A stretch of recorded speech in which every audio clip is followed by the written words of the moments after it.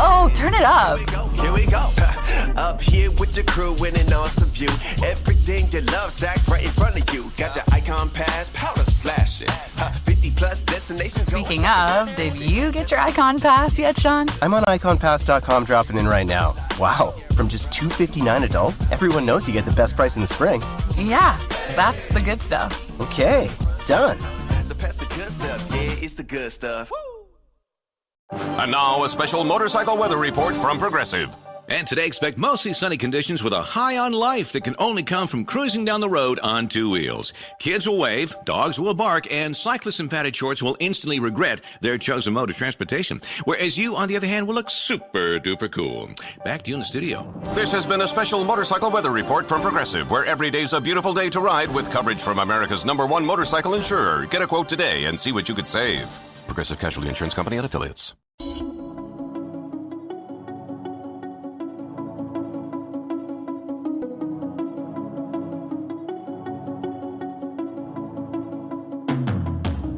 Welcome to the Fortified Life podcast, where we learn how to develop a dependency on Jesus in the marketplace. From the boardroom to the bathroom, God is with you.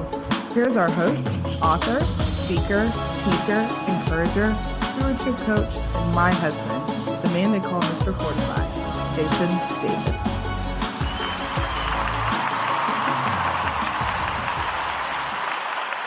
Hey, what's going on, everybody? Welcome back for another episode of the Fortified Life podcast. I'm your host, Jason Davis, aka Mr. Fortify.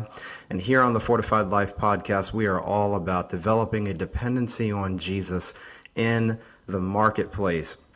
I got to tell you, ladies and gentlemen, I'm really excited about this episode today because this particular guest is somebody that my wife and I have followed her journey for a long time. We'll get into that with her. So this is really special for me, and I know for sure God moves in her life. That's evident by everything that's happened with her very recently over the last year and a half.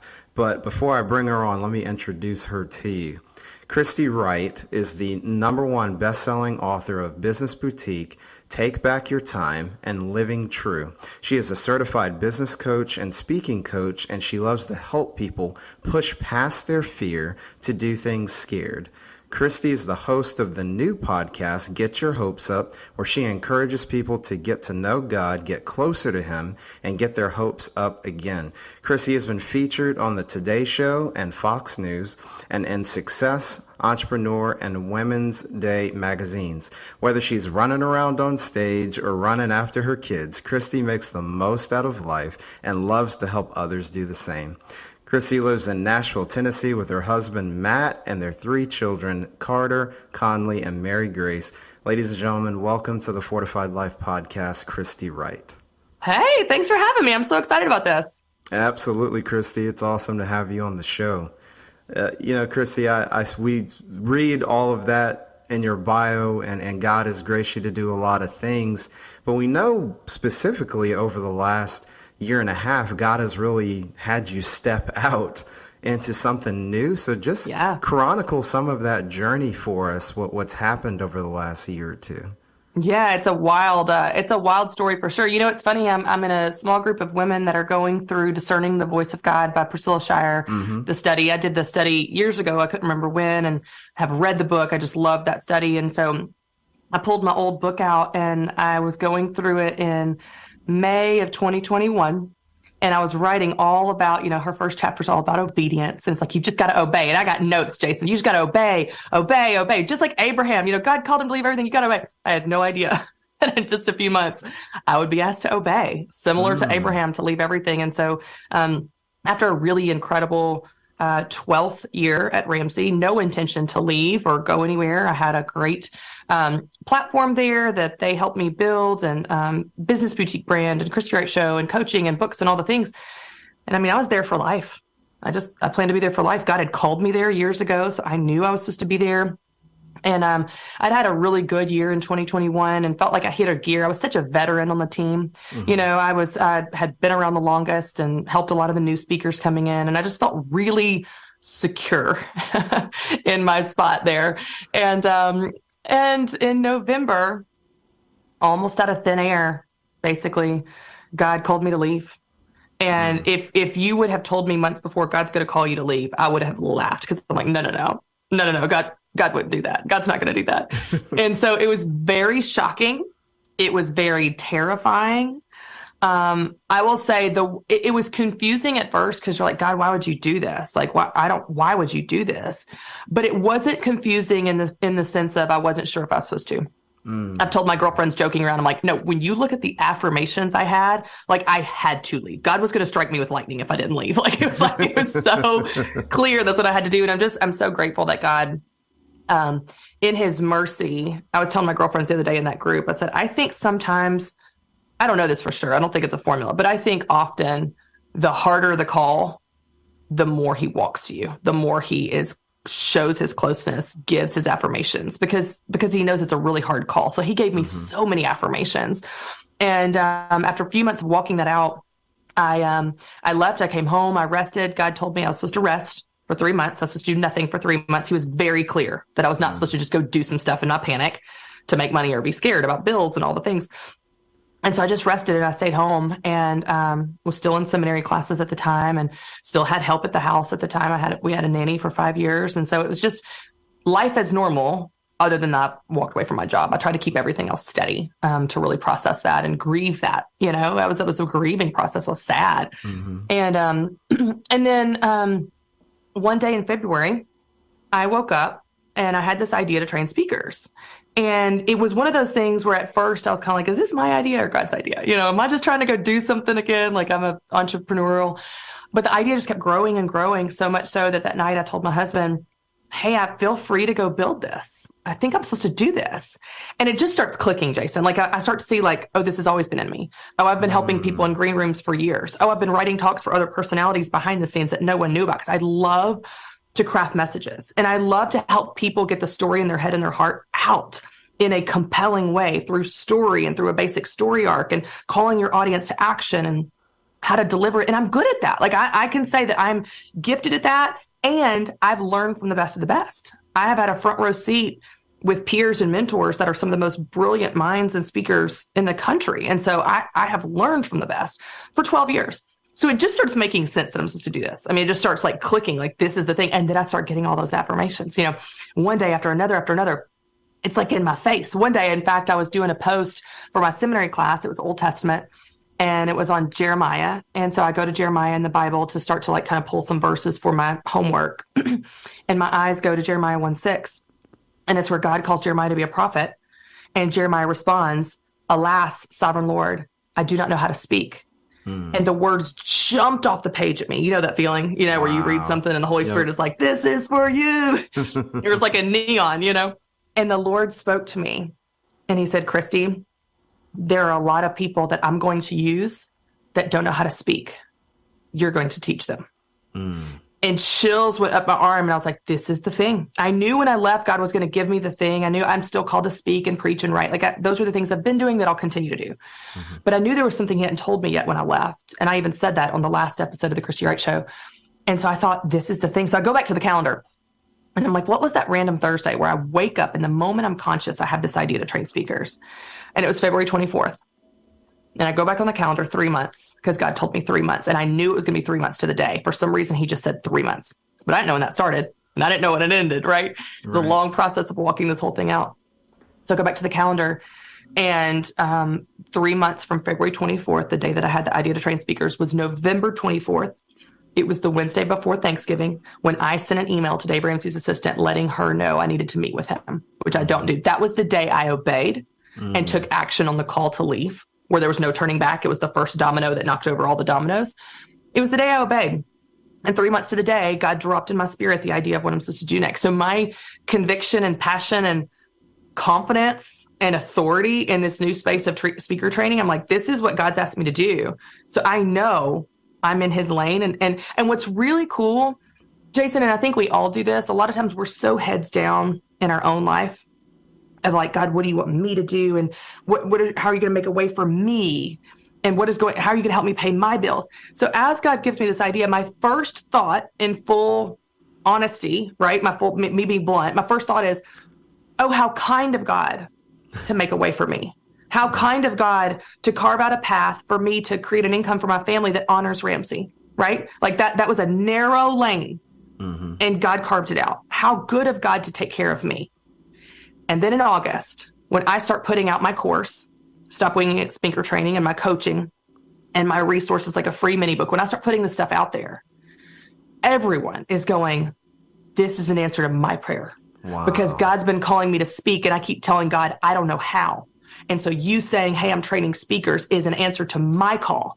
And isn't it like God to always work us all together, to always have multiple purposes that weave together for his good and his work in the kingdom? And so it's just, so now that's what I'm doing. I've got a new podcast called Get Your Hopes Up. And I'm still encouraging people towards Jesus, which I'll always do no matter what I do. But in this season of transition, like professionally, I'm not doing as much business coaching like I did in the past. I'm really helping people get their messages out, whether that's a podcaster or YouTuber or speaker or pastor or politician or someone that just has a call to use their voice to tell their story. I want to help people get the message in their head and their heart out. And so it's been really fun to do that. And I think we're just getting started, which is really cool. Wow, Christy, that is exciting, exhilarating, and it's just evident what God is doing in your life. When especially, Christy, what came to mind, you had been there 12 years and then God tells you to rest for 3 months. And I'm just, the imagery is just hitting me from scripture. Like, wow, really 12 and 3, Lord? That sounds about right. I mean, those numbers are biblical numbers. Someone sent me a message on Instagram after I posted that I've been there 12 years. They said 12 is a biblical number. Like it's this number of completion. 12 is something. And then 3, we know the 3 months the Israelites wandered in the desert until they get to Mount Sinai at 3 months to the day when they got the law of Moses. And I'm just like, you just see all, yes. I mean, I got chills even as I think about like God is like to the day. He's so in the details of timing of things, you know? Yeah. Christy, what I love about your story is we're talking about what you're doing professionally, but what's interwoven in between that is you listening to God and talking to God. So, Christy, can you talk about the importance from a faith standpoint? Like, you couldn't have decided what direction to go in without going to God. And sometimes in the marketplace, Christy, there's this tendency to compartmentalize things, maybe because of the industry that we're in, or maybe because, we're a little bit, afraid to kind of let people know what your beliefs are. So can you just talk about that for, a faith-based business owner or someone in the corporate space that is a believer, just the importance of seeking God, not just for our family and spouses, but also concerning our role in the marketplace? Yeah. I like to dig into sometimes why we do what we do. And I get that because you're exactly right. People do that. And so then I just think like, okay, why? Like, why do we compartmentalize? Why do we think that God is not concerned with the affairs of our business or our career or our promotion or our bills or our mortgage or what? Like, why do we think that? I'm like, okay, on the one hand, we think that maybe God's too busy. Like he's just too concerned with healing cancer. He doesn't actually care about the tactical, practical affairs of our life, which we know is not true. I love the quote by, I think it was Elizabeth Elliot that said, if you believe in a God that controls the big things, you must believe in a God that controls the small things. It is we, of course, to whom things seem big or small. And if anybody listening right now has never experienced God interfere in a holy, supernatural, incredible way with the practical affairs of your life, challenge him. Ask him to show up in that meeting that's coming up today. Ask him to show up for that house you're going to put an offer on. Ask him to show up for something so tactical, a bill that needs to be paid. And then when he does, you will learn something about his character and it will bolster your faith, and you will learn to go back to him for the practical needs of your life, because believe it or not, he actually does care about the practical needs of our life, of our lives. The second thing that I think that keeps us from keeping God out of things is we think arrogantly we can do it better. Right. We're like, okay, God, I know you're God and all, but I don't know if you know, but I'm really good at solving problems, or I know my industry. Like you see this since the beginning of time. You look at the Bible and you just go like, the pattern in the Bible is just how arrogant people were, like how they thought they could do it better. They could do it without God, that they knew something God didn't know. They had some problem God couldn't solve. The Israelites whine and complain over and over and over again. And then we look at them and go, y'all are idiots. He was faithful to you 100 million times and you're doubting him on the next day. And then I go, oh man, that's me, right? Isn't that me? It's like he's faithful my whole life. And they're like, oh God, I don't know. What about this year? And so I think that if we can just root ourselves back in the truths of God, and that's the truth we learn from Scripture, the truth we look from our history of his faithfulness, we can go, okay, he's God and I'm not. And he knows everything and he can do anything. We either believe that or we don't. Yeah. We might stitch it on a pillow and then in real life, we don't go to him for anything. I just right before we hopped on to record this, I recorded a reel on my phone and saved it as a draft to finish editing after our conversation. But I said, you know, it's January, end of January at the time of this recording, and you've already given up on your goal. And it's not because it's not a good goal. It's not because you're not hardworking. It's not because you're lazy or unmotivated. It's because you don't see how it's possible. And the reality is, with God, anything is possible. How did God respond to Sarah when she laughed at the promise because she doubted him? He said, is anything too hard for the Lord? Right. And so I just encourage people to go, no, remind yourself of who God is as you see his attention to detail and his involvement with the affairs of the world through history in the Bible, and consider that he might be able to be that involved with you and challenge him. And I don't mean like test him in like an arrogant way. I mean like go to him and go, God, I've got you in a box. And in this box, you don't help with these things. So I want you to bust out of this box I've put you in my mind. And I want you to help me with this parent-teacher meeting with my child, or this goal that I have, or this bill that I need to pay. Like, will you show me how you care about those things? Because I'll tell you, let me tell you one story as an example, okay? One story. Because sometimes for me, Jason, what I do is I have to get to a dead end before I go to God. That's just true. That's still real time. I'm so hard-headed. I'm going to do it myself. I think I'm really smart at solving problems, and I just like it's a last resort, even though we know it shouldn't be, blah, blah, blah. So this was years ago, okay, at Ramsey. This is our old Ramsey story. Years ago, when I was very first getting started, we knew that I was going to help women start businesses. That was the story of my mom. I was a business coach, yada, yada, yada. And so I started doing research on women in business, and we're trying to figure out what to name this brand around business, women-owned businesses. But they're like, we've got to figure out to come up with a name and a tagline, logo, and all that kind of stuff. And so Dave had kept calling it, because I did research and I was starting to understand the psychology of these women. And Dave kept calling it boutique business. It's like a little boutique business. It's like a, small business boutique business. But I was like, we can't call it that, because people are going to think it's for businesses that are boutiques only, that sell clothes and candles and gifts, right? Like I was like, this is much more than just a boutique. Who's going to tell him that it can't be that? But I didn't have a better idea. So I was like, I'm not going to tell him it's not that until I have a better idea. And I didn't have a better idea. So we did research, and we asked a question in the survey that 13,000 women took, and it said, what phrase do you identify with most?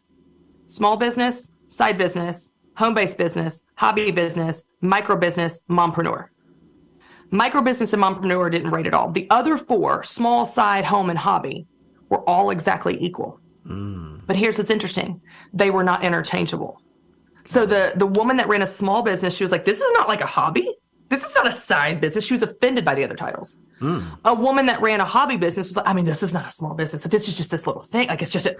But I'm like, I know this is for all of you. Right. So how do I talk about this thing in a way that is for all of you, when all of you are having this identity crisis? You all think you're different, and you don't identify with these other terms. And Dave just kept calling it boutique business. And so I'm at the dead end. And so I get to that dead end, and I do what I do when I get to dead ends, and I pray. And I'm sitting in my bed. I'm like, Lord, we need a name for this thing. Dave Ramsey thinks it's going to be boutique business. It cannot be that. I think they've already bought the URL. I know it cannot be that, because we're going to isolate everyone that's not a boutique. I need a name. And God said, flip it. It's the business boutique.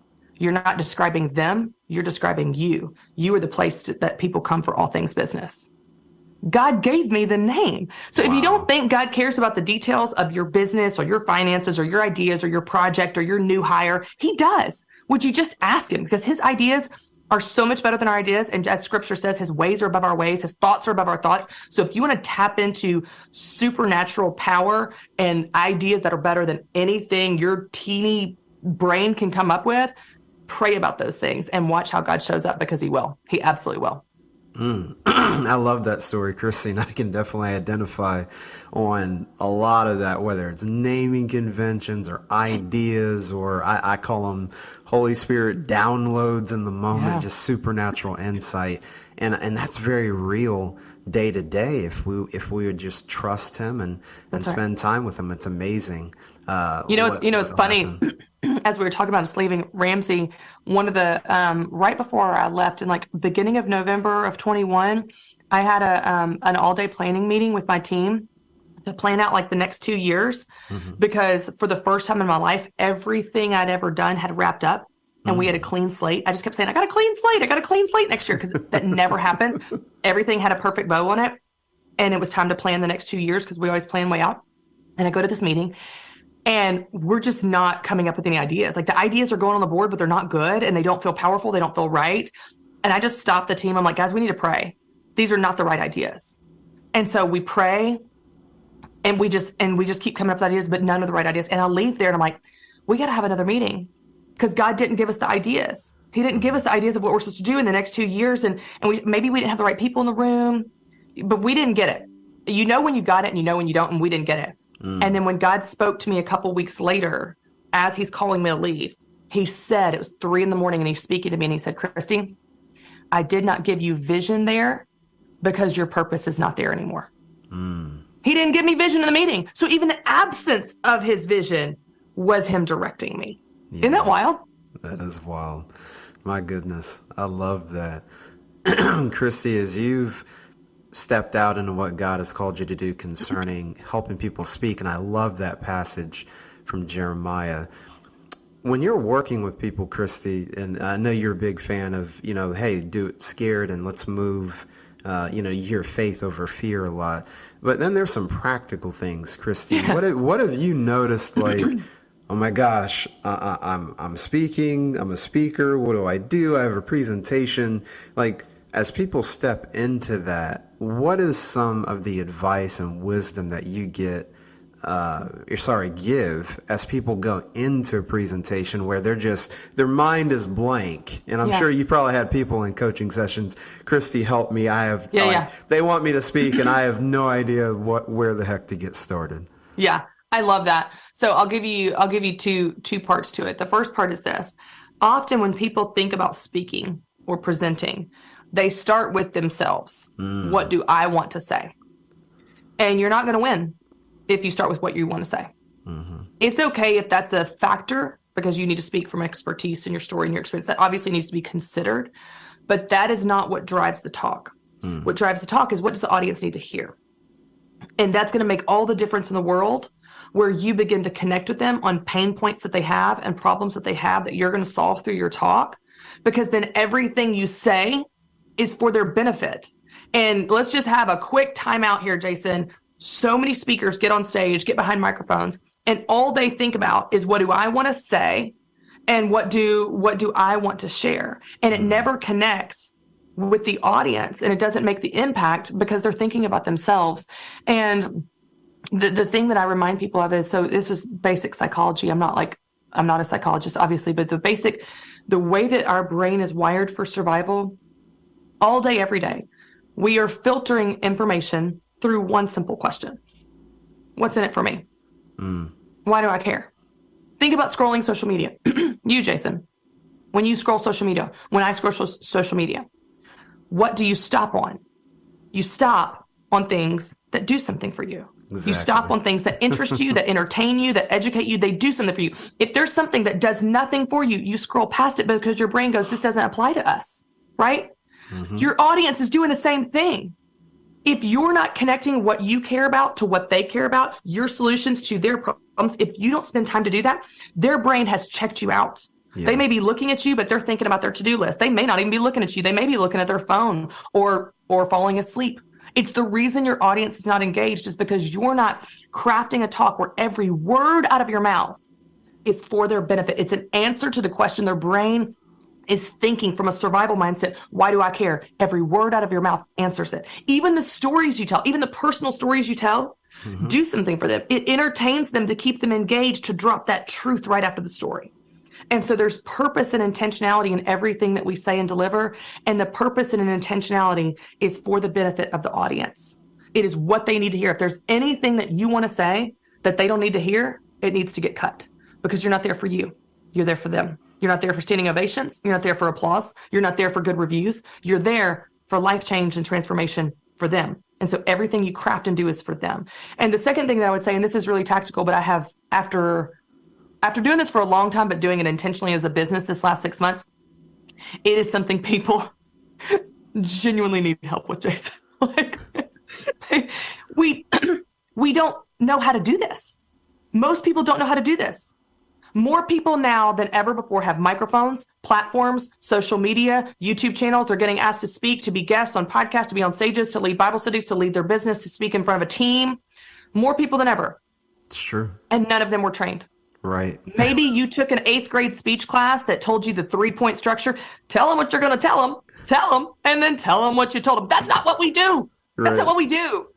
It's not more complicated than that in terms of difficulty, but it's more engaging than that. It's more personal and empathetic and entertaining. It's a story arc where you take people on a journey where they're on the edge of their seat because you unpack the problem that they have that makes them care about your solution. Then you give them that solution about what is possible about the future. Then you lead them to the action of what they're going to do about it to apply it to their life so that something actually moves and shifts and changes in their life because of your time in front of a mic. And so the structure that I give people is not more complicated than a 3-point structure, but it is more in tune with how our brains work from understanding story and being engaged and being interested. And I think people need to know that if you think you need help speaking or presenting or just talking in front of people, it doesn't mean you're a bad speaker. It just means you were never trained in this, which, by the way, no one was. You're in good company. We all need help. I love that, Christy, and you're right. Just there's more people than ever with platforms, and dare I say, Christy, it can come across very quickly. People message me all the time, Jason. They're like, "Can I sponsor my pastor to go through your course?" But here's the thing: the worst speakers don't know they're bad. That's what's so bad. The people that need my teaching the most would never sign up for my course. They're like, "Oh, I'm great." I'm like, congregation may not agree. It's going back to that ego and arrogance you were talking about earlier, Chrissy. And sometimes we think because we communicate all of the time, it's like, but is that, so I love what you said about serving. How are you serving the audience? I want to come back to something that you really drove home, Christy, but I don't want the audience to miss this. And that is the power of storytelling. So just talk about, and I know you're a great storyteller. I love many of your stories, what we're talking about today and over the years. But can you talk about what is it that humans just connect so much with story? And then what is the, when you're figuring out how to put a story at a certain sequence, just what is the importance of that when you're doing a presentation or a talk? Well, there's fascinating research on story and how our brains work. So, for example, I'll tell you behind me. Let me see if I can find it. One of my favorite speaking books is called Talk Like Ted by Carmine Gallo. It's not just for speakers, by the way. It's for salespeople, business people, anybody. And he teaches you and unpacks what are some of the most effective techniques of the highest rated TED Talks in history. But he put some interesting research in there in story. So researchers wanted to understand why a story is so effective as a means of communication, because this is across generations, through all of history, across language barriers, different cultures. Story is how we communicate. And it has been since like the caveman. This is from the beginning of time. And even you look at the Bible, Jesus spoke in parables. It's always been stories, right? And so if you understand that story is obviously something that works, these researchers wanted to understand why. And so they hooked up participants. It was a research study with a speaker and an audience. And they hooked up both groups, all people, to MRI machines.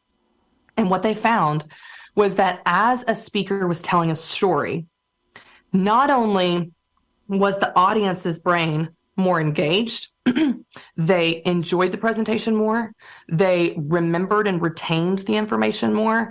And then what's fascinating is as the speaker told a story, the exact same areas of the speaker's brain that lit up at certain parts of the story lit up the participant's brain. So like what I tell people all the time is like, do you understand you can hack into people's brains? Now we want to use this for good, not for evil. This is a deep responsibility we carry, but it is the most effective way to communicate with your audience. And so one of the things I hear often with speakers, so a common problem with speakers is they just have so much to say. So they cram 47 ideas into a 47-minute talk, and then the audience remembers nothing because they can't remember 47 ideas. They can't even really remember 7. Right. So I help people narrow down their content to one main idea that we're going to support through our talk structure.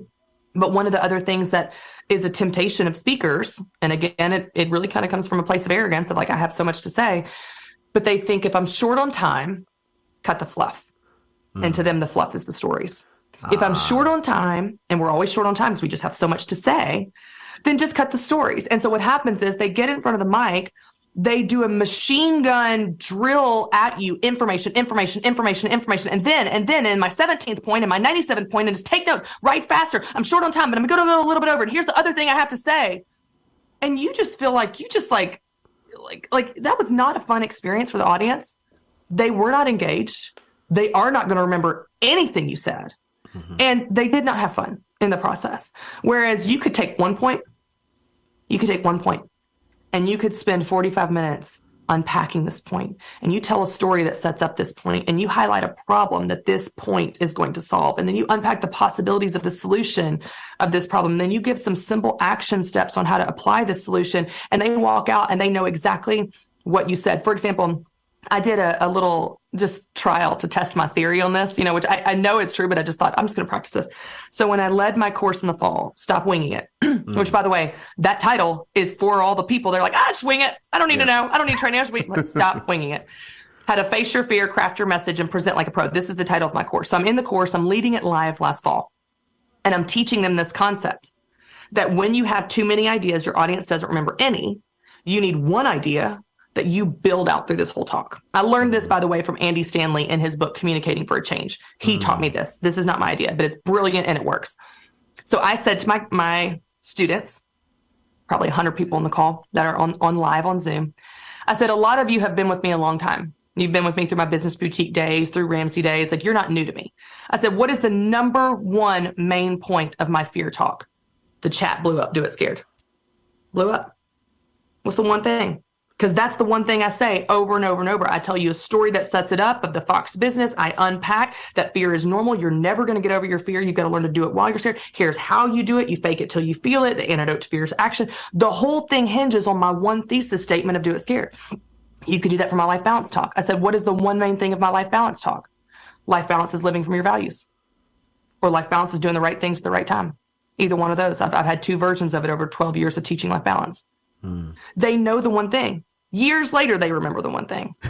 And it's fast. So Donald Miller, he interviewed Andy Stanley for a podcast or vice versa. I can't remember. They were on a podcast together. And Donald Miller told a story about being at a college that he had spoken at like 10 years before. And he was talking to a guy and he was like, oh yeah. He's like, I was here years ago for a conference. And the guy goes, oh, I was here for that conference. Do you know who spoke? Andy Stanley. And he said, the number one thing we need to do is da-da-da-da-da. And Donald Miller goes, well, did you remember anyone else that spoke? Because he spoke at that. And the guy goes, no. And so Donald Miller was using this example. And he said, I realized something about you as a communicator, Andy. And he said, you, when you're on stage, you are leading the audience in an exercise in memorization. Let that sit for a second. You're leading the audience in an exercise in memorization. Because if you want people to freaking change their life as a result of your sermon or your talk or your podcast, then they need to know how to change their life. They need to know what you said when they walk away from the room. And so we've got to teach them in a way that takes one idea and lets it build out, lets it breathe, where people enjoy the process and lets it sink in. And the way that you do that, the way that it sticks is through stories that illustrate it, but also just a basic story arc of your talk where you've got a problem, a solution, and an action. So every talk that I help people write follows that very simple structure, which is the story arc, which is how our brains understand information and remember information. That is gold, Christy. And folks, if you're listening, you are getting literally on air coaching and consulting. So I hope you are taking notes, because as Christy was talking about, Andy Stanley, love a lot of his stuff, especially being here in Atlanta. I've been to his church before, but you're going to remember some things from Christy's conversation today, months from now, years from now. So definitely take notes.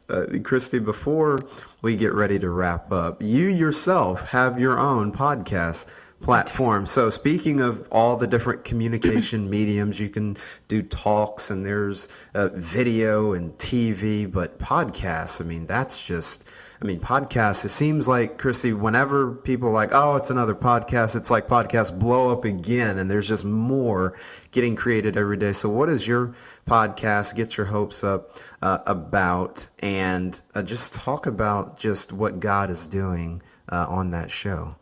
Thank you. Yeah. My, a guy on my team back in 2016 came to me and said, I think we should start a podcast, a business boutique podcast. And I was like, okay, sure. Cool. Okay. Like, it was just like, whatever. Like, I didn't have this big strategy or dream. I just kind of went along with his idea. And what's interesting is it just really blew up. It really did well. Like, it connected with people in the tactical teaching. And over time, we kept building that out. It then turned into the Christy Wright Show in 2020, which was more faith and personal development in addition to business, in response to, like, people kept showing up for more than just business. And so we responded to that. And then when I left Ramsey, they had kept the show. It was their show. It was all their stuff. And so they kept all that. And honestly, I had been feeling a little burnout on the podcast. And so I was like, I kind of want to get off the content treadmill of having to maintain this and have guests every week and all the things. And so I had no desire to start a new one. And I was also resting as God told me to. In about 5 or 6 months into me being gone from Ramsey, God just dropped an idea in my heart of a faith-based podcast. And I got excited about it in a new way, a new energy, and it would be different. I just started to dream about it, that it would be shorter, about 20 minutes versus 45 or an hour, just the length of someone on their commute. Excuse me. It would just be me. It wouldn't be all the scheduling and logistics of guests. I may add that in the future, but just out of the gate, I wanted just simple, go in, batch some episodes and so on for my busy life. And I've always been on this kick ever since my devotional Living True came out in 2020. I guess it was 2020 or 2019. There's this story that I share of praying for a daughter after having 2 boys, and it's a pretty vulnerable story, but it was something God taught me about hope. And I was telling myself in church one day, I just don't want to get my hopes up. I don't want to get my hopes up. I just need to guard my heart. And God spoke to me in that moment, and he said, you never guard your heart with me. I know what to do with every desire I've given you, and I know what to do with every broken piece when you're disappointed. You may guard your heart with others, but you don't guard your heart with me. And get your hopes up. I'm the God of hope. So you get your hopes up. And so that story that I wrote about in my devotional is the heart of this podcast, because it's titled Get Your Hopes Up. And we live in a world, Jason, that tells you don't get your hopes up. It tells you don't get your hopes up. I'll believe it when I see it. I'm not a pessimist. I'm a realist. It just wants to shoot your faith down. And I actually heard Darius Daniels put something on Instagram recently where he said, the enemy is after your hope. If he can discourage you so much you don't have hope, you have no fuel for your faith, because Hebrews 11:1 says, now faith is confidence in what we hope for. So if he can discourage you so much you don't hope, you don't have faith. And without faith, it's impossible to please God. And so, like, oh my gosh, this is it. Like, the enemy is after our hope and our faith. And so I just want to create a podcast that hits that head on and says, and I even had to fight for that title, because I got some opposition through the years of like, oh, we can't say that. I was like, yeah, we can. I'm an Enneagram 8. Yeah, we can. Get your freaking hopes up. Romans 15:13 says, may the God of hope fill you with all joy and peace, so that you may trust in him, so that you may overflow with hope. These are God's words, not mine. Take it up with him. We're going to get our hopes up. So I get in there, I get bossy, I get excited, and I just help people get their hopes up. I love that. And even, Christy, the other scripture, in the absence of hope deferred actually makes the heart sick. Yes. So, yes, we should get our hopes up. That's right. In Christ. I love that, Christy. Christy, you have added so much value today. I'm telling you, listeners, you're going to want to go back and listen to this and share it. By now, Christy, people are, I'm sure, saying to themselves, how can I get in touch with Christy, where can I find her? So how can the listeners connect with you, Christy? Oh, thank you. Well, if you go to ChristyWright.com, that's all the things I'm up to. You can go to GetYourHopesUp.com. It takes you the same place, but the podcast is there. If you need help with discouragement, I've got an email series to help you get more encouraged. And then if you want to find out anything about speaker training, that's all there as well, from the course to the coaching to a free mini book, Top 10 Mistakes All Speakers Make and How to Avoid Them. So there's a bunch of resources, free, and courses and things coming up. So you can check out all that at ChristyWright.com. Love that. And folks, don't fear. We will have all of Christy's information in the show notes at fortifiedlifepodcast.com. So don't worry if you miss something. That's the beauty of technology and listening on demand. You can go back and rewind and feel free to go to the site for the show notes. Well, Christy, I want to thank you so much for coming on the podcast. I know I was blessed. I know the audience was blessed, and we'll have to do this again sometime soon. Absolutely. You're awesome, Jason. Thank you for being a light in this space and inviting me to come on with you. So Scott, happy to be here.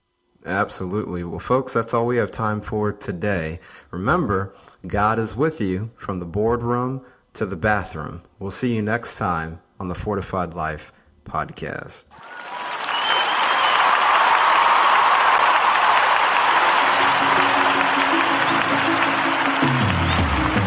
Thank you for listening to the Fortified Life podcast. You can catch us live on Wednesdays at 8:30 p.m. Eastern Time and on demand. Check out fortifiedlifepodcast.com for more details. To learn how to live out your faith in the marketplace, grab a copy of Jason Davis's book, Fortified, Being Rooted in God's Plan for Work and Business. Available on Amazon. Wendy's 2 for $6 lets you mix and match some of our best items, like Dave Single with a 10-piece crispy nugs, medium strawberry lemonade with a spicy chicken sandwich, spicy chicken with a Dave Single with a strawberry lemonade, strawberry lemonade, if you're into that. Chicken Sam, crispy nugs, strawberry lemonade, Dave's, nugs, Sam. Whew. Pick what you want at a price you want. Choose wisely. Choose Wendy's 2 for $6. For a limited time, price and participation may vary at U.S. Wendy's. On the card only. Single item at regular price. Progressive presents Adjusting to the Suburbs. I never thought about space in my cramped apartment, but in this house, all I see is empty space. The sofa and ottoman look like tiny islands in a sea of hardwood floors. I could get 2 ottomans in the living room, but then I'd need another sofa. I could tell people I'm into minimalism. Anyway, when you save with Progressive by bundling your home and auto, that's the easy part of adjusting to the suburbs. Progressive Casualty Insurance Company. Coverage provided in service by affiliates and third-party insurers.